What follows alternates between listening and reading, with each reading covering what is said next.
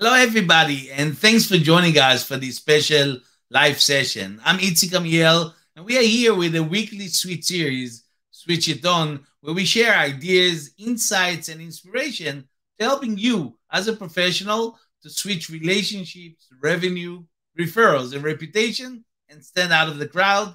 And you're very invited to join us. So if you're watching it now, I am live, and you hopefully joining me. And if you're watching it, there's your name in the chat. I'll know who you are and where you are from. And to remind you all, every strategy or solution I share in this episode and all the other episodes, we can help get much more out of it by advising your firm, mentoring you and your colleague, and even execute it for you with our done for you services. So never be shy to ask any question and get connected. And let me add value to you, to your practice, to your organization or career. Okay, I hope that's a deal already at the beginning of our conversation.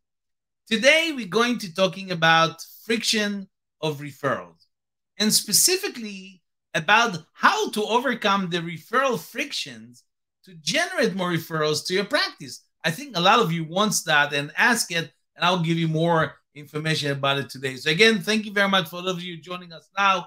David, Anav, David, Gorino, Alexandro, Rajesh, Mantik, Maiden, Adrian, Panetz, and I'll pronounce all your names there. And thank you for joining me. I mean, I see all of you joining us. And again, if you are joining, put your name in the chat. Let's know you are with us. Not only me, everybody else know that you are here with us live. You see, in the professional practice, we know about the importance of asking clients for referrals.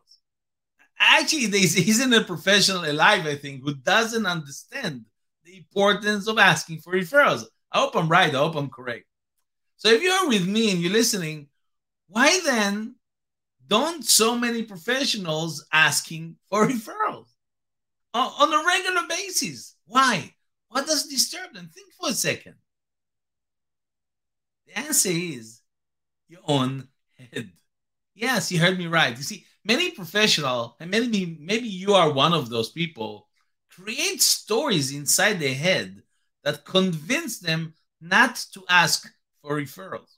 And I call these stories head pollutions. So let me give you some common example of these head pollution stories that I'm sure many of you tell yourself. For example, you tell yourself, I'm not good enough. I'm unworthy for someone to refer business to me. Or my relationship with the client is not strong enough yet for them to refer business to me. Or I don't want to overstep my bounds with my clients. Or some of you may asking or saying to yourself, asking for referrals is inappropriate because it's my job to help client, not vice versa. Or you say to yourself, I don't want my client to think I'm desperate or needy. Happened to you, right? Or I don't want to annoy them, to make them upset by asking for referrals. See, all of these things I took from a lot of my clients and mentors that said that to me. Now, do you recognize some of these head pollution stories that you tell yourself? Now, there are actually two common threads, if you listen to me, that run through these head pollution stories. First, each of these stories is an expression, if you want, of a fear of insecurity we have about ourselves. Yes, you heard me right. Fear or insecurity. But second, there's usually no supporting really evidence or facts behind these stories that you tell yourself to prove that they're accurate and true, right? It's all in your head. If they weren't proof, okay, I'll listen to you. But there's no proof. There's no accurate proof of those things. So in essence, this head pollution is an untrue story, or if you I better say, the lie we tell ourselves because of the fears and the insecurities we have. And these fears are part of the main frictions of referrals you're going to hear me talking about today. So the obvious next question you should ask me now, so it's okay, I get it. So how can you avoid believing the head pollution you create in your mind? How do you do that? So before I go deeper to share with you, I want to say hello to all those people joining us right now. Yes, we are live. We're talking about the friction of referrals, and I can see you joining. We have so many people from all over the world. I mean, I think over 60 countries here with us in the room. I'm happy that all of you understand the important referrals. And welcome, welcome. We are live. Again, we're speaking about the friction of referrals. And I would be happy if you put your name in the chat so we know who you are, where you're dialing from. And again, if you have any question, please feel free also to put it in the chat to share it with us. So we all want to know what's your question. I can answer it during this session. Okay? So let me ask again the last question I mentioned to you again. How can we avoid believing the head pollution we have in our mind that we can get rid of these frictions? The answer is to ask for proof. So for example, the next time you know you should ask a client for referrals, but the thought comes to your head that the relationship isn't strong enough yet, if that's popping in your mind, this head pollution, ask yourself the following question. Why is the story false and not true? Why is the story in my head is true, false and not true? Now force your mind to look for contrary evidence to support the opposite idea that the relationship is strong enough to ask for referrals. That you can see there's no facts, no evidence that it's not strong enough. See, your mind is a powerful thing, and it will find reason why the head pollution is false and not true. If you force it, I guarantee you it will happen. And by asking, you're actually taking care of getting rid of this head pollution, and you see all the things happening in your head. And that brings me actually to talk more deeply about more friction about the give it to referrals. Before that, I want to say hello to Rani. Thank you very much. Happy you come. You come from Malaysia. I'm happy with us. Thank you very much for putting your name there. And again, put your name there. You'll be seen by everybody else as well. And you know you are with us in the room.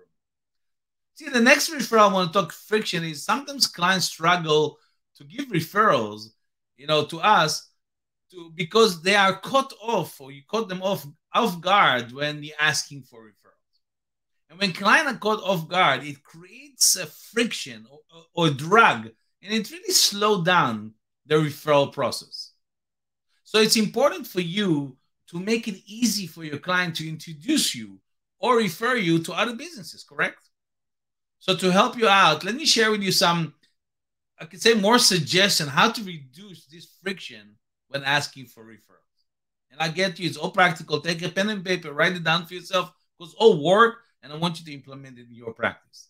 Now, each of these suggestions were tried, I promise you, and implemented by thousands of professionals from over 84 countries around the world that I mentor and train on a regular basis, and I know they work. So trust me on them, write it down for yourself, and do it for yourself, and come back and tell me how did it work for you. Okay, so here's my first suggestion. The first suggestion, when you want to talk about the friction of referrals and deal with them, I would suggest you to, and let me put it in front of you so all of you will know, don't assume. Don't assume. Let me explain. Don't assume that the client comfort or the client trust level with you or your firm is low. Why do you come to this conclusion? You need to ask them and verify it. If you ask, you'll know what's the level of trust with you. Now, pairing to asking for a referral from your client, I want you to ask them how they feel your services are going. Ask them what they would like to see change or improved. And this will help you gauge really how comfortable they will be with introducing you to other people when you're going to ask them for referrals, you see. So don't guess, ask, don't assume. So don't assume. You want to verify, and when you verify, you're going to gain this confidence that help you ask for referrals. Okay, that's, I think, practical enough to understand from the client voice, not from your own head. Now, my next suggestion to deal with friction is number 2, is ask for permission. Ask for permission. Let me explain, because you want to know, right? What do you do with that? See, ask the client for permission first before asking for referrals. Because prior to asking clients for referrals, tell them literally that bulk of your practice is with referrals. You're building your practice with referrals from other people and repeat clients. And ask them already in the beginning of your relationship. Ask them if they are okay introducing you to people they know. When the time comes where they happen to be happy with your services, will be happy to introduce you to other people, and they will answer you. And if they say yes, which they usually do, by the way, after all, they are your client, they would not be surprised or caught off guard when you come and ask them for referral when the time comes. And you will not be embarrassed because you already prepared the mind that you're going to come and ask them.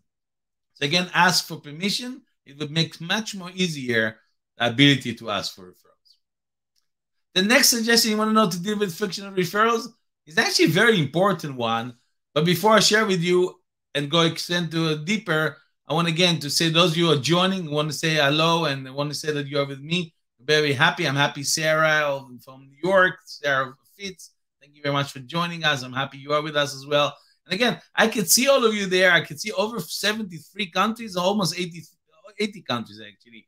And I could see it, but you don't say your name. Nobody will know you're here.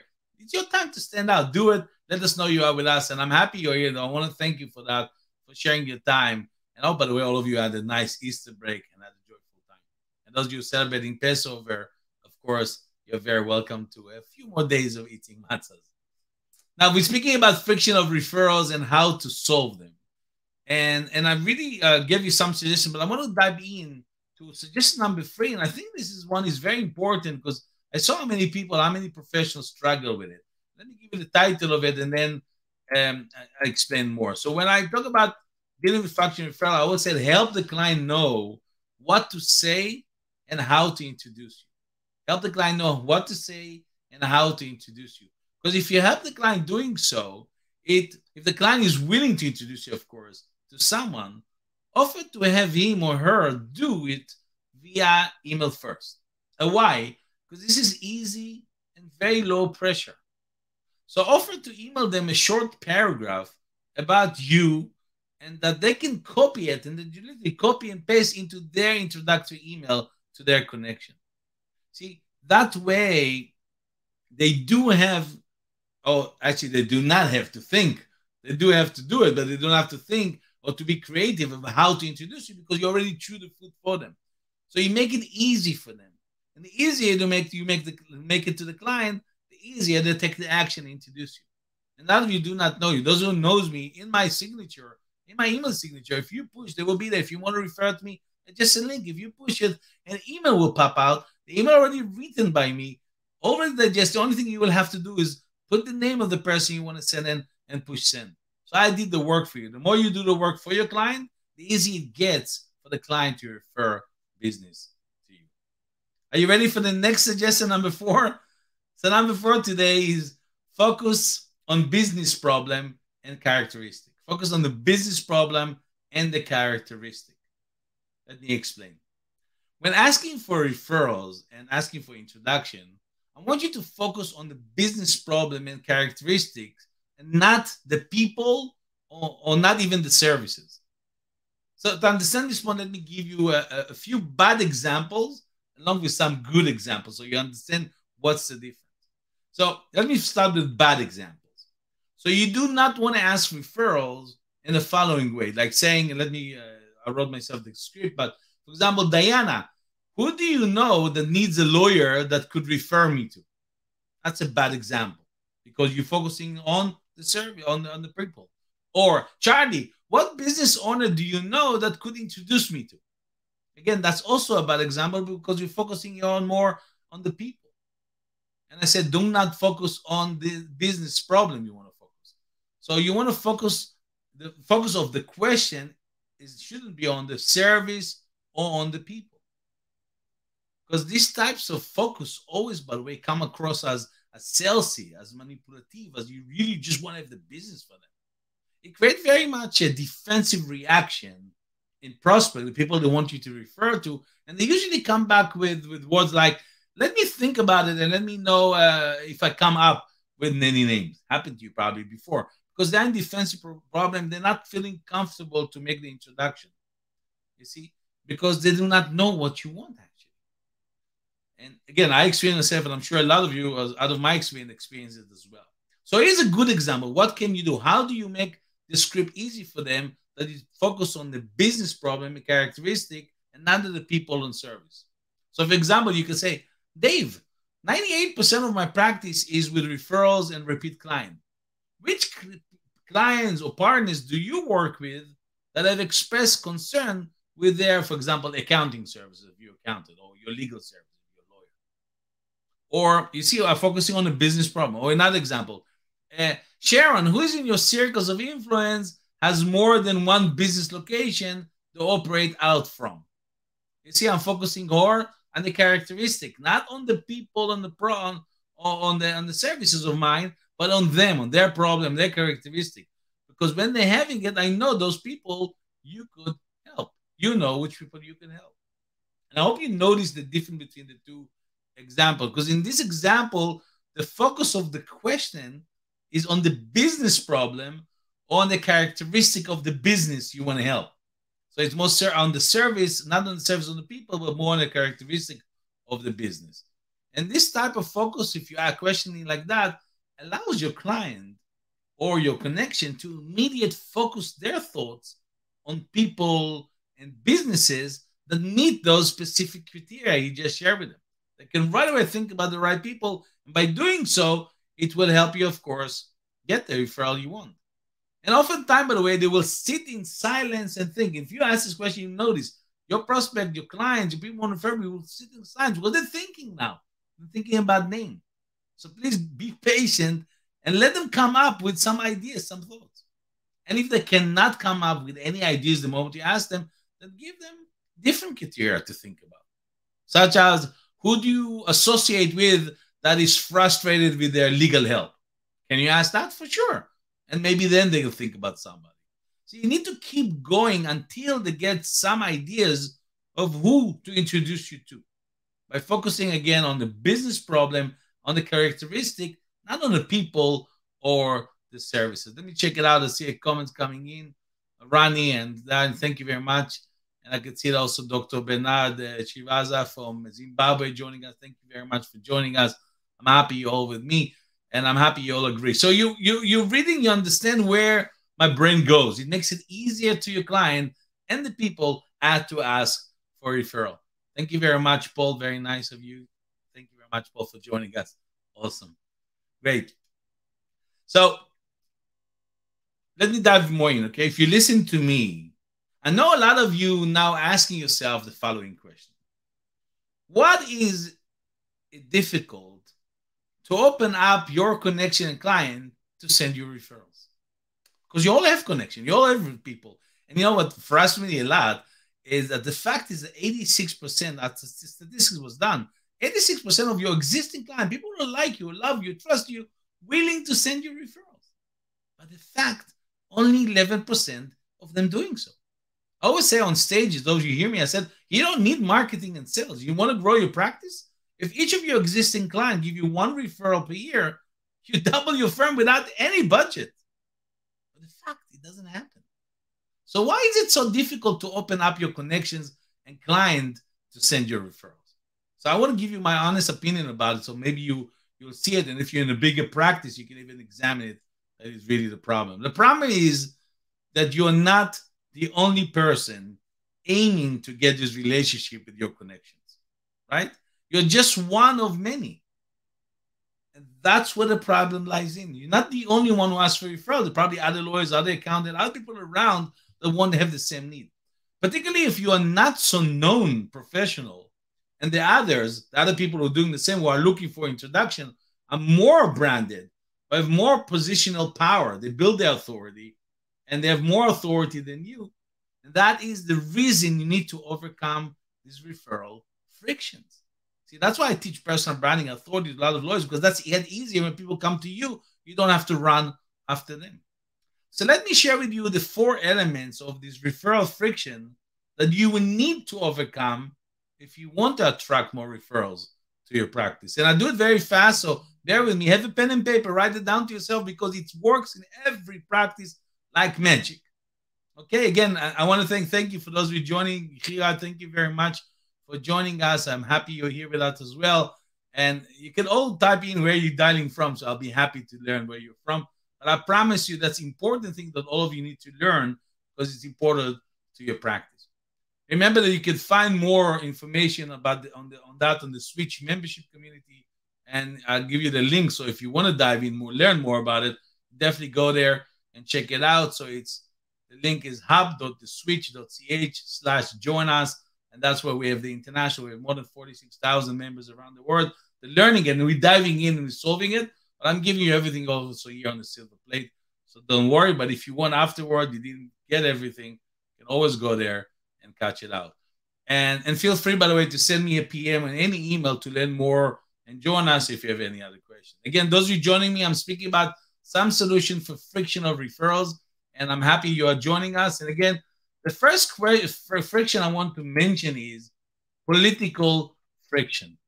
And I know some of you smiling at what I'm saying. I mean, with my experience being in a lot of law firms in my life and escape political within firms, so the political friction is a big thing. Let me explain.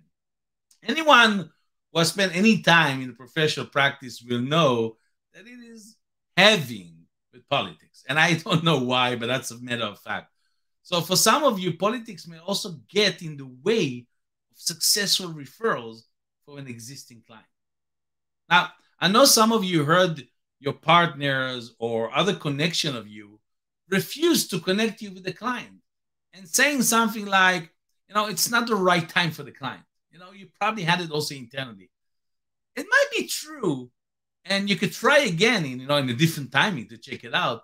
But in some cases, your connection will refuse totally to introduce you to the client, saying something, I don't want to introduce you to anyone else to the client in case I lost it to them.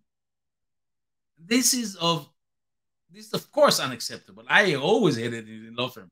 Because if you get this reaction, think twice. Why you have this person as part of your connections? I mean, contacts you share, you do not own. But that's part of this political friction. It's existing, and I'm aware of it, and it's always in the way of referrals. Okay, yes, I'm speaking about friction of referral. Those of you who not know me and asking, yes, that's the title of today. So the second friction I want to tackle is what I called relationship friction. When we talk about frictional referrals, relationship friction plays a big role. Because most successful introductions, which lead to a work being done, rely on the introducer liking the person they're going to introduce, right? That's how referral works. And wanting, of course, to help them. Agree? So that's how referral works. So therefore, the challenge is to firstly get some face time, or even a phone time if you want, if you're not located at the same place, to build up those relationships.